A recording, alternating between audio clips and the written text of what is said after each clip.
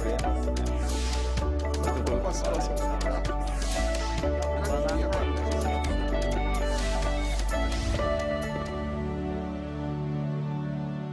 Olá. Este ano, 69 mil casos de câncer de próstata deverão ser diagnosticados no Brasil. Muitos homens não se preocupam com a detecção precoce da doença. Tanto que metade da população masculina nunca fez uma consulta de urologia. É a especialidade médica que cuida da parte urinária e reprodutora. O câncer de próstata é o segundo tipo da doença que mais mata homens no país. As doenças cardiovasculares e do aparelho circulatório também são responsáveis por mais mortes masculinas do que femininas. Projeto de lei na Assembleia Legislativa prevê a implantação de uma semana estadual de atenção integral à saúde do homem dentro do Sistema Único de Saúde. Este é o tema do programa em discussão de hoje com os nossos convidados. Dr. Flávio Guilherme Moreira Areias, urologista, o também urologista Dr. João Juvenis, do Centro de Referência em Saúde do Homem, e Liana Pires, do Instituto Lado a Lado pela Vida. Muito obrigado pela presença de todos aqui nesse programa em discussão. Nos países em desenvolvimento, a cada 10 homens, entre 3 e 4, morrem de câncer de próstata, sendo que nas nações desenvolvidas esse número é de apenas 1. Se detectada no começo, a doença pode ser curada em até 95% dos casos. Um levantamento mostrou que a maioria dos homens desconhece suas condições de saúde e ignoram os sintomas iniciais das doenças mais comuns, como as cardiovasculares e o câncer de próstata, principalmente aqueles que estão acima dos 40 anos, adiando assim a busca por ajuda especializada. Segundo os médicos, esse comportamento acontece por 2 motivos: medo e fator cultural, e muitas vezes até pelo machismo. Estou me cuidando, tenho 54 anos e procurar se cuidar, né? Porque a idade vai chegando, vai terceira idade e eu quero também estar legal. Uma pesquisa realizada pelo Centro de Referência da Saúde do Homem de São Paulo apontou que 60% deles só vão ao médico já com a doença avançada e quando necessitam de intervenção cirúrgica para tratá-las. Entre 2012 e 2013, foram 60 mil casos de câncer de próstata versus 52 mil casos de câncer de mama. Ou seja, se você analisar por essa perspectiva, a gente tem menos divulgação da doença câncer de próstata do que o câncer de mama. O deputado Adilson Rossi, autor do projeto, fala da importância da política estadual de atenção integral à saúde do homem, que será implementada no âmbito do SUS, com a finalidade de reduzir a morbidade e mortalidade da população masculina. Nós criamos esse projeto, que já foi aprovado na casa, e eu creio que ele vai beneficiar de maneira interessante o homem, criando alguns projetos e até incentivando a ala masculina a se preocupar um pouquinho mais com a sua própria saúde. Doutor Flávio, é isso mesmo, os homens resistem em ir ao médico, independentemente da área de saúde? Sim, é isso mesmo. O homem, ele traz, eu acredito que no seu íntimo, no seu subconsciente, uma imagem de que ele é o líder, ele é o provedor, ele é o pilar da família e ele não pode ficar doente, ele não quer ficar doente e muitas vezes ele não quer saber que está doente. Então ele evita procurar o médico ou tem certas restrições, né? E acaba evitando essa procura e não permitindo que nós façamos diagnósticos de algumas doenças no começo, que como já foi dito, podem ser tratadas e curadas quando bem diagnosticadas. Doutor João, o que se observa é que os homens vão ao médico quando aparece uma dor. É isso mesmo? Sim, a grande maioria dos homens, como o Dr. Flávio já falou, não procuram um serviço espontaneamente. E a gente sabe que eles procuram mais quando já tem alguns sintomas da doença, no caso, como a gente viu aí do próprio problema de próstata, né? E a gente viu que já quando tem sintomas, a gente já sabe que a doença já não está naquele grau mais inicial. Que no caso, como a gente sabe do câncer de próstata, 70% dos problemas de próstata são passíveis de tratamento e cura muito fácil, né? Então, o ideal é que ele faça a prevenção. Lógico que isso já tem falado há muito tempo, mas é bom a gente enfatizar esse fato. E mesmo existem aqueles que com dor também não vão, talvez dentro desse diagnóstico do Dr. Flávio, de que ele é importante para a família e ele não pode pensar sequer que está doente. Isso também acontece, né? Como o homem, como o líder da família, né? Ele pensa, pelo menos pelo que parece, é que ele é tão forte que não pode ficar doente, mas isso na verdade a gente sabe que não acontece, porque ele é um ser humano como todos os outros, né? Então ele precisa de tratamento. E eu acho que é nesse fato que está a importância da família, em conscientizar o homem que ele também precisa procurar um serviço médico para fazer a prevenção, para cuidar da sua saúde. Eu acho que nisso está a importância da família, da mulher, dos filhos nesse fato. Liana, o Instituto Lado a Lado pela Vida desenvolve campanhas voltadas nesse sentido, de conscientizar o homem em relação à sua saúde e da necessidade de procurar um médico de forma preventiva. Como é que funcionam essas campanhas? O que tem por trás de todo esse trabalho? Exatamente, Mauro. Na verdade, o Instituto trabalha com o campo da humanização da saúde e a gente percebe que, além desses dois fatores que os doutores comentaram, que existe muita desinformação na população brasileira.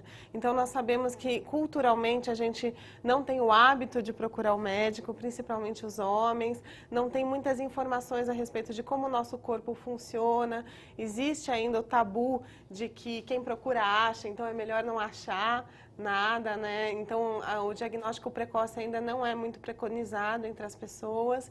Então, o Instituto trabalha com campanhas de prevenção no Brasil inteiro, levando a informação de que cuidar da saúde é um hábito cotidiano. Então, através de mudanças simples no dia a dia, de mudanças simples na forma de pensar alguns assuntos, você consegue ter um envelhecimento muito mais saudável e ativo. Né? Então, a gente vai em lugares onde os homens estão. A gente promove ações nos estádios brasileiros, na Stock Car, em corridas de rua, faz algumas blitz de saúde em todo o país para levar essa ideia de que cuidar da saúde também é coisa de homem. Como é que se mede o resultado disso tudo? Por exemplo, uma das campanhas se chama um toque, um drible, não é isso? Exatamente. Está relacionado com o futebol, porque vocês vão até os estádios, é esse o objetivo, estar no lugar onde os homens estão. Exatamente. Como é que se mede o resultado de que aquele trabalho feito num estádio determinado, por exemplo, numa situação, teve eficácia? A gente percebe até pela procura de empresas, de pessoas físicas, por meio do telefone, até das mídias sociais do Instituto, de que as pessoas estão mais preocupadas em saber o que fazer depois que elas são conscientizadas. Então, no momento em que você empodera as pessoas de informação, elas querem saber o que fazer para procurar um médico. Então, quer dizer, você me deu a informação de que é importante eu fazer o diagnóstico precoce, o check-up anual. Onde eu vou? O que eu faço? Eu estou esbarrando no sistema público de saúde. Então, quer dizer, você cria um movimento horizontal no Brasil em prol da saúde. As pessoas mais conscientizadas, elas sabem dos seus direitos, sabem da importância de cuidar da saúde e procuram que esses direitos sejam garantidos, né? Então, a gente percebe desde o início da campanha Novembro Azul, em 2012, de que muito mais gente liga, entra em contato com a gente, querendo saber o que fazer, como cuidar melhor da saúde.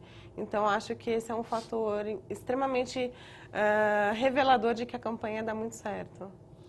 Doutor Flávio, o homem é resistente a procurar um médico, independentemente da classe social, tanto faz se ele tem poucas informações sobre saúde ou muitas? Ainda é. Nos dias de hoje, com todas as informações, nós sentimos muita resistência, principalmente no interior, e quando você vai falar interior, mais em norte e nordeste, mais ainda.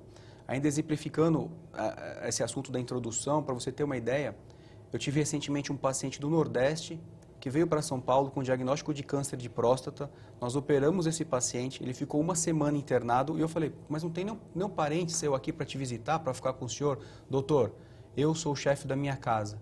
Na minha casa, ninguém vai ficar sabendo que eu estou doente. Eu vou vir para cá, eu vou operar, eu vou voltar quando eu estiver bom. Foi feito assim, o paciente operou, graças a Deus tudo correu bem.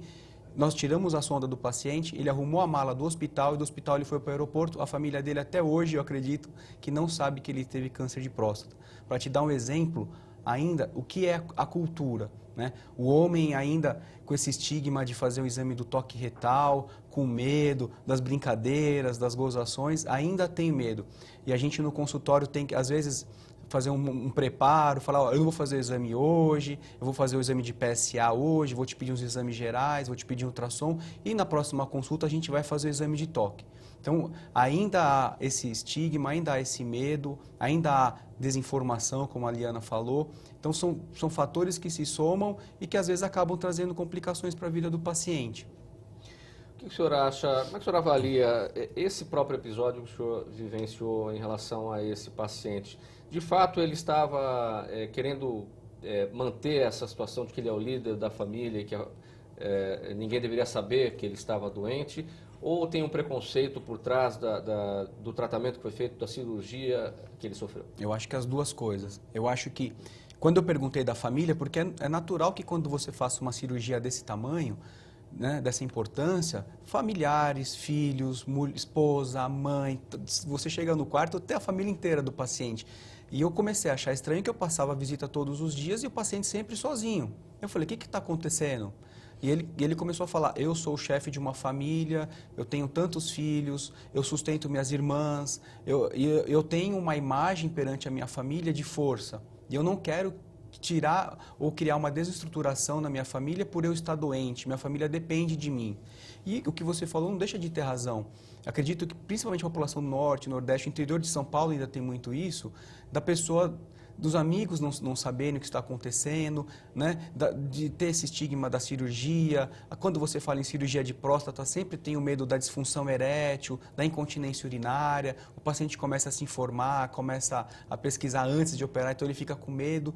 Então, às vezes, nesse caso, pesou os dois fatores. A família não ficar sabendo, ele não perder essa imagem de campeão, de líder, de provedor que ele tem, e dos amigos que se acontecer alguma intercorrência de disfunção, ninguém ia ficar sabendo. Tá, mas tem um desdobramento aí, né? Como é que fica essa situação de um campeão, de um líder? Ele tinha câncer, quer dizer, ele tinha que ter uma continuidade no tratamento depois, quimioterapia, radioterapia, e ele ia ter que em algum momento passar isso para a família. Sim, felizmente esse paciente, eu acredito que ele começou a ter algum sintoma e procurou o urologista que fez o diagnóstico na cidade dele. Ele nos procurou a tempo, de modo que a cirurgia foi um tratamento curativo. Sim. É um paciente jovem, não me lembro a idade ao certo, em torno de 50 anos, e a cirurgia para ele foi curativa. Até hoje ele volta a São Paulo com certa frequência de 3 em 6 meses. Como é uma pessoa que acabava vindo em São Paulo para fazer tratativas do seu trabalho, então até hoje eu acredito que a família não sabe. Ele vem, colhe o exame de sangue, passa em consulta, está tudo bem, né? Mas acredito que você também não deixa de estar certo. A partir do momento que pode acontecer uma complicação, que esse paciente venha necessitar de algum tratamento adjuvante à cirurgia, que acontece também, eu acredito que ele ia ter que acabar abrindo o jogo e a família está participando mais ativamente. No momento, está tudo bem, mas pode acontecer o que você falou, de mais para frente ter alguma complicação e ele precisar de apoio também, né? Psicológico, as pessoas saberem o que está acontecendo, vindas mais frequentes, né? Então pode acontecer sim. Doutor João, o câncer de próstata tem acometido os homens acima dos 50 anos? Tem alguma mudança nesse sentido de doenças registradas anteriormente? Com antecedência, né? Ou de forma precoce? Mais precoce, né? A gente sabe que a prevenção do câncer de próstata é feito com o toque retal e um exame laboratorial sanguíneo que chama-se PSA. Tá? O preconizado, a gente começa a fazer esses exames preventivos a partir dos 45 anos de idade. Né? Para quem não tem antecedentes familiares de câncer de próstata, para quem tem de câncer de próstata ou câncer de mama, a partir dos 50 anos. Antigamente era-se feito a partir de 40 anos, hoje a gente começa a fazer um pouquinho, com uma idade um pouquinho maior, ao redor de 45 anos, e vai até 65 anos a 70 anos. Porque nesse período de idade é mais comum a incidência do câncer de próstata. Então, logicamente, quanto um pouquinho mais precoce, o câncer de próstata tende a ter um comportamento um pouquinho mais agressivo do que aquele paciente mais idoso. Então, é sempre importante fazer o acompanhamento e a prevenção do câncer de próstata. Na verdade, a gente chama de screening, né? Porque a detecção precoce do câncer de próstata. E só para fechar esse raciocínio, para a gente ir para o intervalo, quando o senhor fala do histórico familiar, e nesse caso, os exames têm que ser feitos a partir dos 45 anos, única e exclusivamente em casos de câncer de próstata. Agora, tem casos de cirurgia de próstata que não envolvem câncer, simples aumento da próstata. Nesse caso, também a partir dos 45 ou não? Justamente. Nós estamos falando em screening para detecção precoce do câncer de próstata. Então, em toda a população geral. Logicamente, quem tem antecedentes familiares de câncer de próstata ou câncer de mama, ou quem é da raça negra, tem uma tendência a ter um aumento da incidência do câncer de próstata. Por isso que a gente começa a detecção e o sistema de prevenção mais precoce desses pacientes. Você acompanha aqui na TV Assembleia SP, o programa em discussão. Estamos falando hoje sobre o projeto de lei na Assembleia Legislativa que prevê uma Semana Estadual de Atenção à Saúde Integral do Homem dentro do Sistema Único de Saúde. Nós vamos para o intervalo, voltamos em seguida. Até já.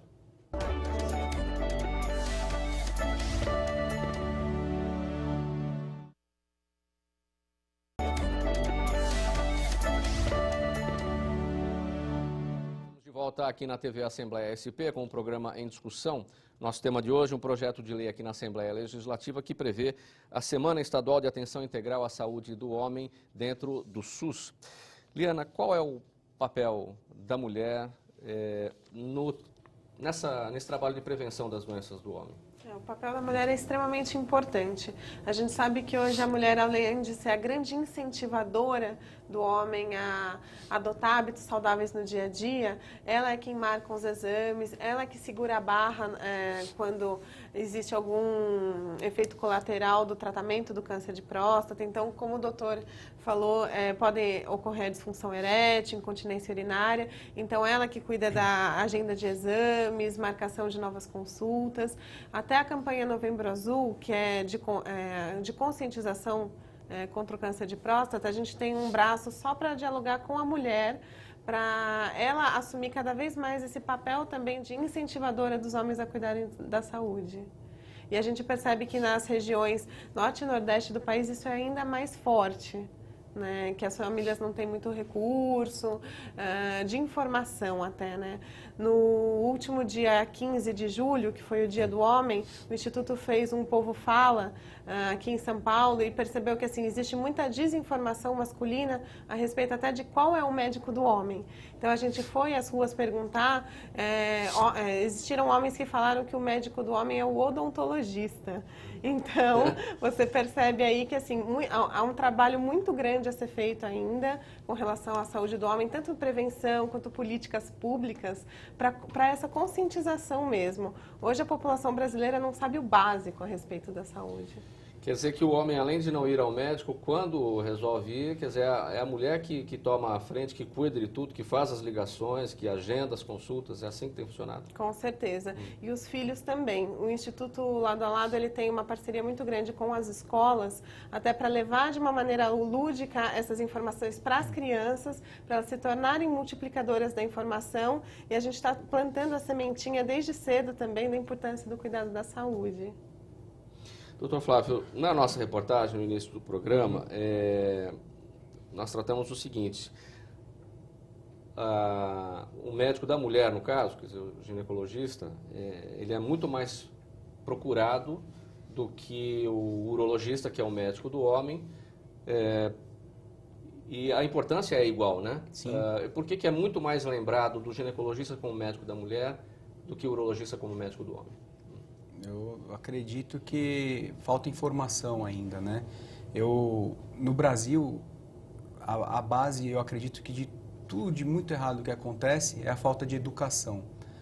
Nós vivemos num país que vive de campanhas, né? As campanhas são importantes, são, mas as campanhas são para tapar buracos, para tratar de assuntos com urgência e emergência. Esses assuntos eu acredito que devem fazer parte da educação desde pequeno. Quando nós temos educação, nós não precisamos fazer campanha para o médico para o homem neurologista, para a mulher ir no ginecologista, para nós economizarmos água. Então, a base de tudo que acontece, de muita coisa errada que acontece, é a educação. Eu acho que a parte do governo, de quem governa, de quem pode criar as leis e mudar as coisas, está na escola, né? E investir em professores, investir, como a Liana falou, nas crianças como divulgadores, porque você ensina que lavar a mão é importante, você está evitando várias doenças infecciosas, de criar cultura de ir no médico, de fazer exames de rastreamento, de prevenção. Acho que é por aí. E não deixar... Nós vivemos num país de emergência, onde tudo só vai ser resolvido, só vai ser visto quando virar uma emergência ou uma urgência. Aí você faz uma campanha na semana que vem. Aí todo mundo vai no médico. Dá para dizer que o médico do homem é só o urologista? Quer dizer, nesse trabalho do Instituto Lado a Lado pela Vida, nessa enquete que foi feita, que as pessoas disseram que o médico do homem é o odontologista. Mas dá para dizer que o médico do homem é só urologista ou tem outras especialidades tão importantes quanto? Tem outras especialidades tão importantes quanto. Eu vou te dar um exemplo do meu consultório. A gente começa a conversar aqui e vem muita coisa à cabeça.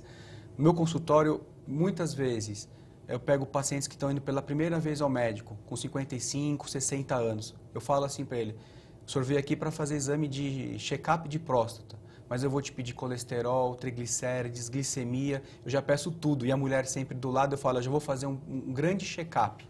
Vou pedir todos os exames e, para minha surpresa, a maior parte, muitos pacientes, eu acabo encaminhando para outras especialidades, cardiologista, muito endocrinologista, paciente com glicemia elevada. Então, eu acabo sendo um foco de distribuição. O paciente retorna, seu exame da próstata está ótimo, seu PSA está de parabéns, o seu toque está ótimo, mas o senhor vai marcar uma consulta com um endocrinologista, o senhor vai marcar com um cardiologista. O senhor precisa perder peso, nós vamos fazer um acompanhamento com o endocrinologista e vou te caminhar para uma nutricionista. Então é importante que o urologista, como até por uma pressão da família, da esposa, acaba sendo o médico hoje que vestiu essa responsabilidade de ser o médico do homem, esteja preparado para não só pensar em doenças urológicas, mas também para estar preparado para fazer diagnósticos ou pré-diagnósticos para saber encaminhar bem esse paciente, para tratar da saúde dele como um todo. Essa situação também acontece no seu consultório, doutor João, do médico, do paciente que chega, nunca foi ao médico, e aí tem que distribuir depois para cada especialidade o que for achando que está fora aí dos padrões? Acontece ainda mais porque o Dr. Flávio já falou que muitas vezes a gente pega aquele paciente que chega como primeira consulta ao médico, né? Então a gente sabe que, na verdade, ele, como ele já chega num ambiente um pouco mais tardio, ele já tem algumas outras alterações que a gente tem que servir como referência para acolher esse paciente, logicamente, e referenciar para os colegas, né? Para conseguir fazer um tratamento uniforme, né? E multidisciplinar. Como é que o senhor avalia esse dado do Instituto Lado a Lado pela Vida, de que identificou nas ruas, nessa enquete, essa noção do homem de que o médico dele é o odontologista? Na verdade, a gente vê isso daí, mais um exemplo de falta de informação, né, da população geral aí. E também, como a gente vê, a falta de educação, né? A população, no geral, a gente vê que não tem acesso a essa informação de saúde que a gente está tentando divulgar e promover isso daí, né?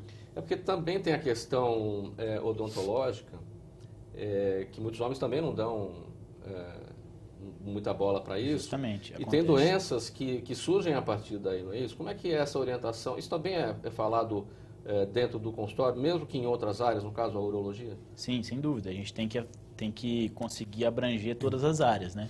Logicamente que o odontólogo, ou o médico, o odontologista, na verdade, ele está lá também para fazer a saúde bucal, né?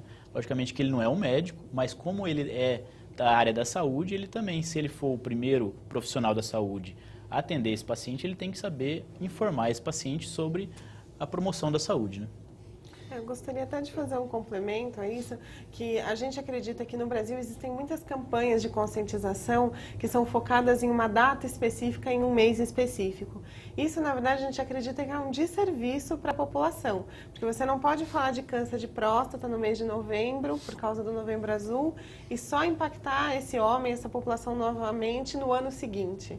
Então, as campanhas assim devem ser permanentes e devem ter uma linguagem adequada à população brasileira.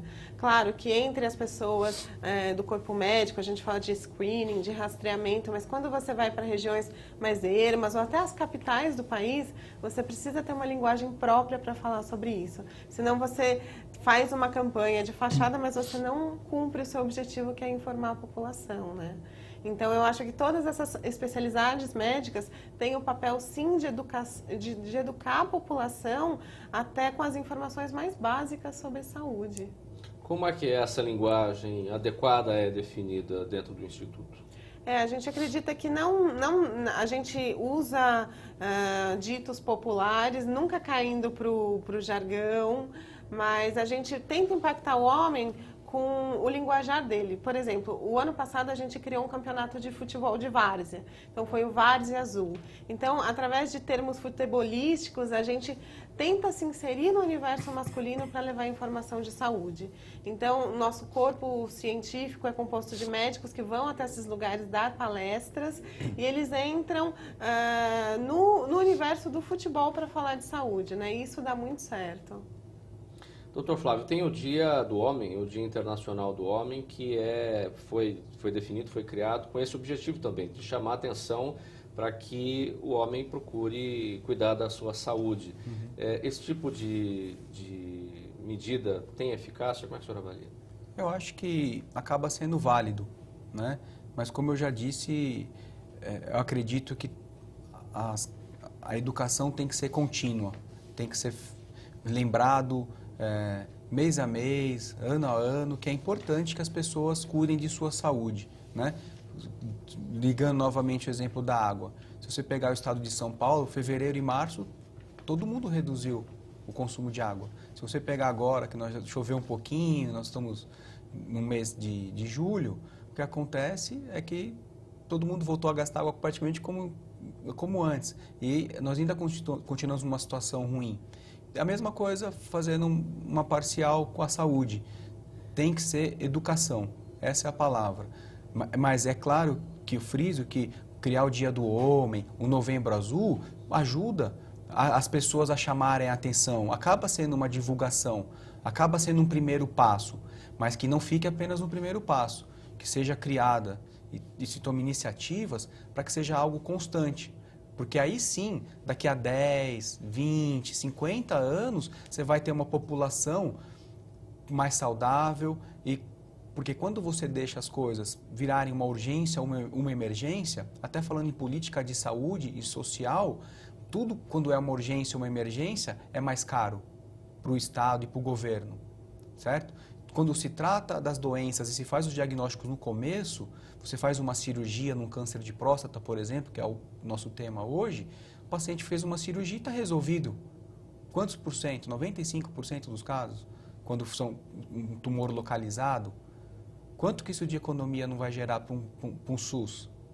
Se um paciente, você pega um paciente com metástase, com uma doença avançada, se você tem que fazer mesmo um câncer localizado um pouco mais avançado, você tem que complementar com uma radioterapia. Esse paciente tem uma recidiva de doença, você tem que complementar com uma quimioterapia. É tudo gasto que vai onerar o governo.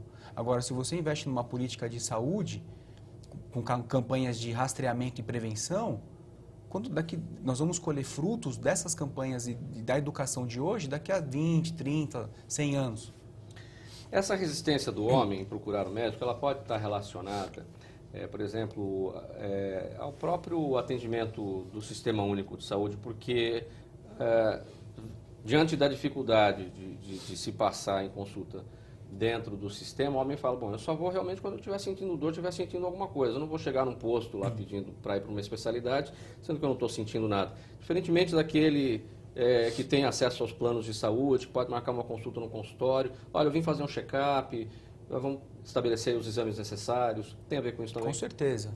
Você pega um cidadão que ele já tem no subconsciente dele que ele não está muito com vontade de procurar o médico. Aí ele chega num OBS, num AME, num posto de saúde, ele vai marcar uma consulta e o atendente fala que tem consulta para daqui 5 ou 6 meses, é tudo que ele queria ouvir, ele não volta mais lá. Você concorda? Ele já não está querendo muito ir. Aí a mulher foi com ele lá à força marcar a consulta. Um atendente fala que não tem consulta para hoje, para amanhã, para o mês que vem, aí daqui a 6 meses. Daqui a 6 meses você volta para marcar consulta. Eu vou marcar para daqui a 6 meses. O cara esquece. É tudo que ele precisa ouvir para deixar para depois. E o deixar para depois pode custar caro. Tem a ver, sim. Doutor João, a mulher está aparecendo onde nesse momento? É realmente quando o homem se queixa de alguma coisa? Olha, então você vai no médico, não me deixa aqui preocupada com isso. É nisso que ela aparece? Também. Lógico que o foco tem que ser na prevenção, como já estamos falando há um tempo. Só voltando um dado aqui que foi feito no mês de julho, quando celebra o Dia do Homem, em relação à Sociedade Brasileira de Urologia fez uma pesquisa nas grandes capitais brasileiras em relação à porcentagem da população masculina que procura o serviço médico. E foi visto que 51% dos homens não procuram o serviço médico, né? Eu acho que está nesse dado aí onde a gente pode influenciar.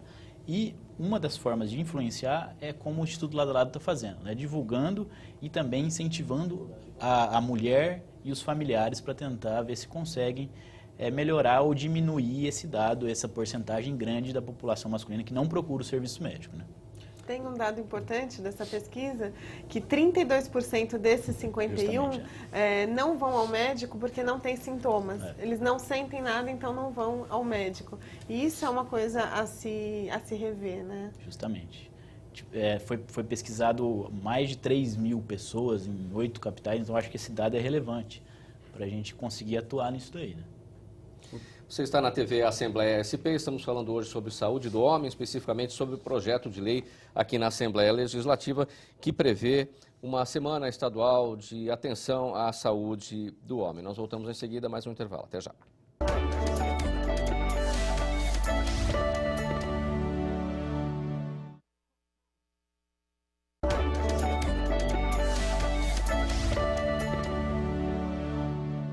De volta com o programa em discussão, estamos falando hoje sobre o projeto de lei aqui na Assembleia Legislativa que prevê a Semana Estadual de Atenção Integral à Saúde do Homem dentro do Sistema Único de Saúde. Doutor João, quais são os serviços prestados dentro do Centro de Referência em Saúde do Homem? Sim, o Hospital do Homem, que é mais conhecido como Centro de Referência de Saúde do Homem, de forma pioneira começou a atender essa população masculina. Então a gente faz um atendimento completo lá. As áreas mais específicas de tratamento e de controle desses pacientes, a gente faz muito o tratamento de próstata, o tratamento de cálculo e litíase e o tratamento de tumores tumores urológicos, né? Dentro desse fato está o rim, bexiga, próstata, pênis, então todo esse fato. A gente atende mais de 3 mil pacientes por mês, opera mais de 200 cirurgias por mês também, fora procedimentos ambulatoriais, que a gente também faz no nosso hospital. Então, é um centro de referência que está de forma pioneira atendendo a população masculina. Lembrando que é um hospital terciário e dependemos também das unidades básicas para essa referência. Ela é referência das unidades básicas, ou seja, não é um atendimento primário, né? O atendimento primário é feito nas unidades básicas de saúde, os pacientes que precisam ser referenciados para um hospital de maior porte ou que atende uma maior complexidade é referenciado para, nos casos, a população masculina, é referenciado para o Hospital de Saúde do Homem, que é o Centro de Referência de Saúde do Homem. Agora é interessante, até esse local é difícil das pessoas saberem, de terem informação que existe um local específico para isso. Por exemplo, o Hospital da Mulher é na Avenida Brigadeiro Luiz Antônio, na Praça Pérola Byton. É isso. E o Hospital do Homem fica onde? Fica também na Avenida Brigadeiro Luiz Antônio. Não é no mesmo endereço, mas fica também na Brigadeiro Luiz Antônio. E a falta de divulgação? A falta de divulgação, sem dúvida. Mas lembrando que esse é um hospital terciário, né? Nós dependemos das referências das unidades básicas. E sim, são os casos encaminhados na porta de entrada, ali nos postos de saúde. Justamente, a gente não atende primariamente os pacientes. Então, os pacientes que forem lá não é atendido. Logicamente, que eles têm que ter essa referência. E nós fazemos vários atendimentos, nossa agenda sempre cheia e estamos conseguindo fazer esse atendimento nas mais variadas áreas da saúde masculina, como que já foi falado aqui. Doutor Flávio, no Instituto do Câncer, onde o senhor atua, o foco já é diferente do Centro de Referência da Saúde do Homem. O Instituto do Câncer também é um hospital terciário, né? É um hospital do SUS e ele atende os casos de cânceres que vem encaminhado também das unidades básicas de saúde. Os pacientes do Instituto do Câncer, eles já chegam para entrar no Instituto do Câncer com diagnóstico de câncer. Seja o câncer de próstata, de bexiga, de rim, de pênis, os cânceres urológicos já chegam com diagnóstico. Eles entram para receber tratamento. Os pacientes vão ser recebidos, vão ser atendidos por nossa equipe de urologia e dessa consulta nós vamos encaminhá-lo para o tratamento, seja cirúrgico, radioterapêutico ou a quimioterapia. Esse índice de sucesso, 95%, ele está relacionado a quê exatamente? É exclusivamente a pegar o problema no começo? O índice de sucesso está relacionado ao câncer localizado, a pegar ele no começo. Quando nós falamos em câncer localizado, nós estamos querendo dizer no começo, quando está restrito ao órgão, ou à próstata, ou à bexiga, que ele não deu metástase. Então é o câncer de mais fácil tratamento. Hoje, com a prática clínica, estamos falando, os pacientes, mesmo ainda não sendo ideal, têm procurado mais, médicos de outras especialidades têm pedido PSA, temos feito mais diagnósticos. Com mais diagnósticos em mão, temos conseguido tratar os pacientes com mais eficácia no começo ainda da doença, enquanto ela está localizada. Doença localizada, a cirurgia é muito eficiente. Tenho certeza que tem muita gente esperando para que eu faça essa pergunta aqui. Tem como fazer um diagnóstico sem o exame de toque, só com PSA? Tem muita gente que foge do exame de toque, vai no médico e não, eu só quero exame de sangue. Então, sim, por isso que eu pergunto. Tudo é uma questão de conversa e ver os exames. Tem paciente que já chega no nosso consultório com PSA já no nível que é indicado a biópsia. Porque independente de fazer o toque ou não, nós vamos indicar a biópsia de próstata. Quem vai fazer o diagnóstico mesmo do câncer de próstata é a biópsia. É claro que tem PSA que não deixa dúvida, que vai ser necessário uma biópsia. Agora, hoje, também essa curiosidade de, poxa, vamos pular o toque. Hoje em dia nós temos disponível uma ressonância multiparamétrica de próstata que vai nos auxiliar muito na necessidade ou não de biopsiar. A questão no consultório é qual é o paciente que eu vou fazer a biópsia da próstata e qual não é, né? E isso pode ser feito com toque ou não, mas é claro que para o diagnóstico, a gente inicial, o paciente que nos procura sem queixas, a gente acaba conciliando os dois exames, o toque retal e o PSA. Posso? Então, o Dr. Flávio, como trabalha no Hospital de Estudo do Câncer, ele já chega com os pacientes já com o diagnóstico. Acho que é importante aqui a gente falar a importância do toque. Que o toque para screening, para a gente fazer o diagnóstico mais precoce, ele é muito válido. Sem dúvida que não tiramos a importância do exame laboratorial do PSA, mas o toque também tem sua importância.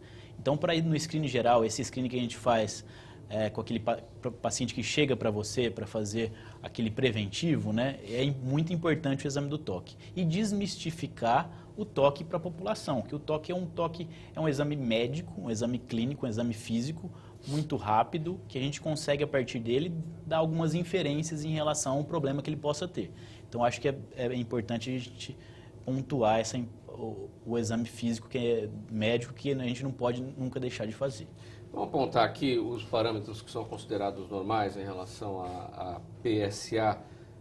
Quais são os números? O que é uma situação normal, uma situação que já indica alguma coisa, uma situação até abaixo do normal, se é que existe abaixo do normal? Assim, o PSA como eu já falei, é um exame laboratorial sanguíneo, né? Sim. Que ele é próstata específica, mas ele não é doença específica. E por isso que ele pode estar alterado em vários fatores, não só o câncer de próstata. Pode estar aumentado uma infecção de próstata, pode estar aumentado também quando tem aumento da próstata. Então, ele está relacionado com o órgão, não especificamente com a doença câncer de próstata. Então, tudo tem que ser personalizado, tem que ser individualizado. O PSA, para cada um, é um determinado valor. Então, conforme a idade, ele pode estar um pouco aumentado. Então, tudo tem que ser muito individual. Não tem um número específico que a gente possa falar a partir desse valor está alterado ou não. Logicamente, como o Dr. Flávio falou, quando ele está muito alterado, tudo bem. Aí já é um fator extra. Mas, qual é o normal e qual é o alterado? Então, isso que eu estou te falando. Não existe normalidade para exame de PSA. É uma individualidade. Cada paciente tem... Mas o número não indica ali, olha, até aqui está normal. Agora, o número está um pouquinho elevado, pode ser a idade, mas nada mais do que a idade. Então, muitos médicos, existe esse número, até esse número é aventado, é um número de 4. Acima disso está um PSA que pode estar alterado. Esse é normalmente o que a gente pode falar para a população mais leiga. Mas lembrando que não existe normalidade de PSA. Cada paciente tem sua individualidade, então altera com a idade, altera se teve infecção ou não, altera se teve biópsia, altera se teve um tumor, se já fez cirurgia da próstata. E a gente chama isso de refinamento do PSA, ou seja, o PSA tem que ser individualizado. É como a pressão sanguínea, não tem uma... Cada hora está de um jeito, ou seja, número fixo é só RG. De né? maneira geral, é o que o João falou, o resultado 4, até 4 é normal. Só que o 4 para um paciente de 50 anos já é alto. Um paciente de 50 anos, a gente vai esperar um PSA normal de 2,5. Então, dando um exemplo, que eu acho que é porque você quer para os telespectadores, 4 é um número bom, é um número dentro do normal, mas 4 para um paciente de 50 anos pode ser muito. Tá? Dentro do que a gente está discutindo, eu já tive pacientes com PSA de 0,1, que eu fiz um toque, eu achei um nódulo 0,1, o número quase não existe. Com o toque retal, eu achei um nódulo no toque e biopsiei, veio um câncer de próstata. Por isso a importância... Mesmo com um valor normal. Mesmo com um valor muito bom. Muito bom, né? Não normal, muito bom. Então, assim, um caso que eu não esqueço na minha vida. Para ver a importância de se fazer o PSA, de fazer o exame físico no paciente, é história, exame físico, exames. Aí sim você vai chegar num diagnóstico ideal. Então, a importância de tudo isso. O 4 é um número grosseiro para a população de maneira geral. Mas tem paciente de 50 anos que o 4 pode ser muito. Então, a gente pode também, de acordo com as décadas, 50, 60, 70 anos, e o aumento da próstata, quanto mais próstata você tem, mais volume, mais PSA vai ser produzido pelas glândulas, você tem que também saber equiparar isso daí, saber comparar. Eu falo para o paciente também que não é numa consulta que a gente resolve tudo. Às vezes o PSA esse ano está num valor, o ano que vem está em outro. Por isso que é importante também a rotina, se tratar uma curva do PSA. Porque esse ano pode estar 2 e está muito bom, o ano que vem pode estar 3. Se traçar uma curva de elevação, ou se tratar um comportamento, pode estar 2 em um ano, 2,5 no outro, 2,4 no outro, e se traçar esse parâmetro. Porque o médico também trabalha muito com a comparação de um ano para o outro. Liana, você destacou a questão das crianças, o papel das crianças. Vamos voltar nessa questão novamente. As futuras gerações estão sendo trabalhadas, então, para isso? Levar a educação a partir de agora? Ou elas têm um papel multiplicador, disseminador entre os adultos também? As duas coisas. Eu acho que, na verdade, a criança ela assimila muito mais rapidamente, exatamente porque não existe esse background de preconceito, essa inserção na sociedade no sentido de tratar isso de forma mais estigmatizada, né? Então a gente percebe que através de um desenho que a criança pinta, ela mostra para o pai e tem uma mensagem sobre câncer, sobre saúde, né? E a gente tenta disseminar desde cedo também a medicina personalizada, que foi o que o Dr. João falou. É fundamental que a pessoa se sinta à vontade com o médico para tirar dúvidas. E muitas vezes, principalmente no Brasil hoje, em que você conseguir uma consulta médica é quase uma dádiva, você está muito submetido ao que o médico te fala, mas na verdade você tem que questionar, você tem que perguntar, né? O paciente ele tem um papel ativo no tratamento hoje em dia. E a gente percebe que as novas gerações, elas estão muito mais abertas nessa nova forma de se tratar a saúde, né? Do paciente ser um protagonista no processo de superação de cura mesmo, né? Para fechar esse raciocínio, parece que há uma dificuldade em relação à definição, em relação à escolha do urologista, a confiança em relação a esse profissional, diferentemente de outra especialidade. Eu estou com dor de ouvido, eu vou no otorrino. Eu estou com uma dor no joelho, eu preciso ver, eu vou no ortopedista. E você vai lá e escolhe. Essa dificuldade, como para as mulheres também existe a dificuldade Sim. de procurar, da confiança no ginecologista ou numa mulher ginecologista, para o homem também tem isso? Sim, na verdade, eu acredito que a relação médico-paciente é extremamente importante nesse processo de superação da doença. Quer dizer, precisa ser um diálogo não unilateral, mas uma troca de ideias, de informações. Os doutores podem dizer muito melhor do que eu que, às vezes, o paciente chega lá e pesquisou antes no Dr. Google. Então, muitas informações disseminadas na internet, elas não são válidas, mas o paciente precisa ter essa liberdade de poder perguntar sobre isso, né? E a gente percebe que a mulher tem um papel muito importante nisso, porque muitas vezes é ela que escreve a listinha de perguntas para o homem perguntar para o médico. Liana, sua palavra final, até 1 minuto, o tempo do programa está acabando, aproveitar que você está já com a palavra, 1 minuto para a sua conclusão. Eu gostaria de agradecer muito, acho que falar sobre saúde do homem nunca é demais, e gostaria de convidar a todos também no dia 26 de setembro de participar do primeiro fórum sobre saúde do homem aqui em São Paulo, que é o Fórum Ser Homem, que vai estar dentro do Todos Juntos contra o Câncer. Então, a gente vai mobilizar a sociedade civil, órgãos governamentais, entidades médicas para debater saúde do homem no Brasil. Doutor Flávio, sua conclusão, até 1 minuto, a mensagem que fica sobre esse tema, sobre procurar o médico. Sim, agradecer a oportunidade de estar participando aqui do Em Discussão e lembrar toda a população que o câncer é uma doença traiçoeira. Não espere ter um sintoma para procurar um médico.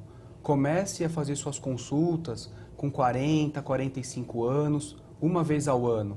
Se aconteceu alguma dificuldade para urinar, está acordando muito à noite, teve um episódio de urinar com sangue, infecção de urina, procure seu urologista, procure um médico que vai te encaminhar.